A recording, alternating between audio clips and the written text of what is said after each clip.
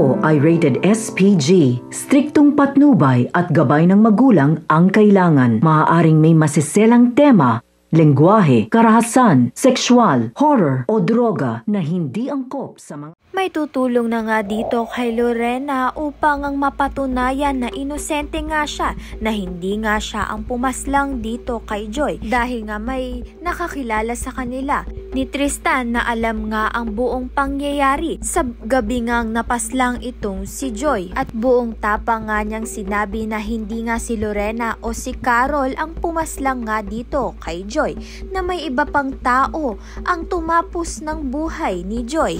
Kaya naman nga pag nalaman nga ito ng mga kapulisan ay may pag-asa pa nga itong si Lorena na maging inosente at hindi nga makulong. Sa kabilang banda naman nga gagawa nga ng paraan itong si Ronnie upang madiin nga itong si Lorena at magbabayad nga siya ng mga tetestigo na magpapatunay na si Lorena nga ang pumaslang kay Joy, kahit hindi naman nga ito totoo, dahil ang gusto nga lang ni Ronnie ay maghiwalay na nga itong si Wilfred at si Lorena at hindi nga matuloy ang kanilang kasalan.